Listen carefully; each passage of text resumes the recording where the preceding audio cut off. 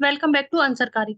Last lessons में हमने discuss किया था हिंदी का अर्थ, किस प्रकार हिंदी शब्द का प्रयोग हिंदी भाषा के लिए आरंभ हुआ तथा हिंदी साहित्य ने क्या महत्वपूर्ण योगदान निभाया हिंदी को प्राणिष्ट हिंदी बनाने में, और हिंदी भाषा का स्वाधीनता संग्राम में क्या योगदान रहा।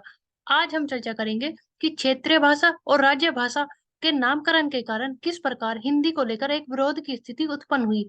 इस विरोध के क्या कारण हो सकते हैं तथा किन कारणों से हिंदी भाषी व्यक्तियों तथा अन्य भाषाओं से संबंधित राज्यों में टकराव की स्थिति उत्पन्न हुई। क्या आपको पता है कि हिंदी भारतीय संविधान के अनुसूची 8 भाषाओं से संबंधित है तथा अनुच्छेद 343 से लेकर 351 तक सभी भाषाओं से संबंधित है। बल्कि संविधान के अनुच्छेद 351 में यह विशिष्ट निर्देश दिए गए हैं कि यह संघ का कर्तव्य होगा कि वो हिंदी का विकास इस प्रकार करे कि वह अपने अंदर समस्त संस्कृति के तत्वों की अभिव्यक्ति का माध्यम बने। हिंदी की प्राकृतिक में हस्तक्षेप ना किया जाए तथा हिंदी सिर्फ हिंदी तक सीमित न रहकर अपने अंदर हिंदुस्तानी 8वीं अनुसूची में सम्मिलित होने वाली अन्य भाषाओं में प्रयुक्त होने वाली रूप, शैलियों, अभिव्यंजनाओं के साथ-साथ संस्कृत के गुणों को भी अपने अंदर समाहित करे और अभिव्यक्ति का एक मुख्य माध्यम बने। पर इन सभी कारणों के बाद भी हिंदी का विरोध तीव्र हुआ। इसके कारण क्या हो सकते हैं? इसका कारण मुख्यतः यह हो सकता है कि खड़ी बोली पर आधारित प्रानिष्ट हिंदी को हिंदी के रूप में मान्यता राजनीतिक कारणों से मिली थी तथा राज्य भाषा हिंदी को भी हिंदी का ही नाम मिला और उत्तरी भारत में बोली जाने वाली भाषा को भी हिंदी का नाम मिला, जिसके कारण हिंदी भाषी क्षेत्र में और अन्य भाषाओं से संबंधित क्षेत्रों में एक टकराव की स्थिति उत्पन्न हुई। यह तथ्य बिल्कुल ही भुला दिया गया कि हिंदी इस क्षेत्र के सम्मिलित वर्ग की मातृभाषा है, भले ही वह क्षेत्र साहित्य राजनीतिक संपर्कों की भाषा हो। क्षेत्रीय हिंदी की भारतीय संविधान में हिंदी को राज्य भाषा और क्षेत्रीय भाषा के रूप में अलग-अलग उल्लेख किया गया और इसका बोध कराने के लिए उन्होंने इन दोनों की परिभाषाएं दी और कहा कि यह दोनों भाषाएं एक दूसरे से भिन्न है।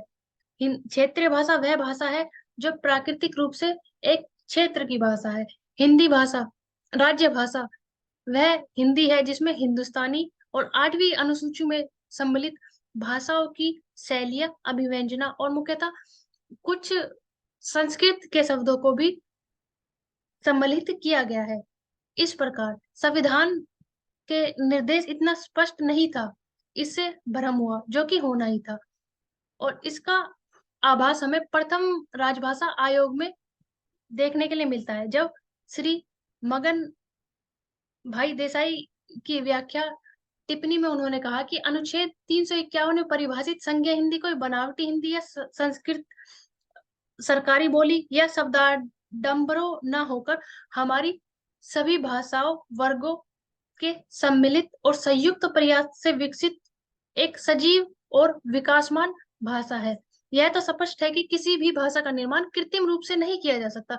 वह भाषा अपने समय की परिस्थितियों और आवश्यकताओं के अनुसार घात प्रतिघात के कारण ही विकसित होती है तथा उसी प्रकार उसमें मुहावरे, कहावतों, अभिव्यंजनाओं के साथ साथ निरंतर समृद्धि होती रहती है और यही अ, गुण हिंदी के वर्तनीक में और अनेक व्याकरणिक प्रयोगों में मिलने वाली छूट के कारण उस भाषा को मानक भाषा तक ले जाने में अत्यंत महत्वपूर्ण है।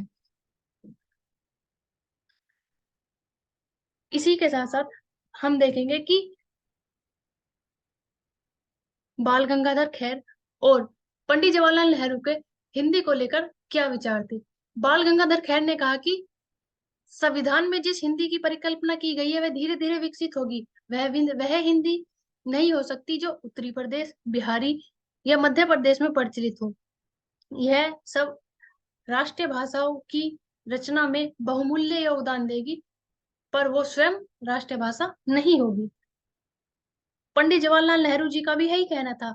उन्होंने हिंदी को दो रूपों में देखा। एक प्रथम रूप यह था जो प्रादेशिक भाषाओं के रूप में या एक उत्तरी भारत में बोले जाने वाली भाषाएं थी, जैसे उत्तर प्रदेश, मध्य प्रदेश, बिहार, राजस्थान, हरियाणा, हिमाचल प्रदेश जैसे क्षेत्रों में बोली जाने वाली भाषा तथा उसका दूसरा स्वरूप वह था जो सरकारी भाषा के रूप में और राष्ट्रीय स्तर पर इस्तेमाल किए जाने वाली भाषा था।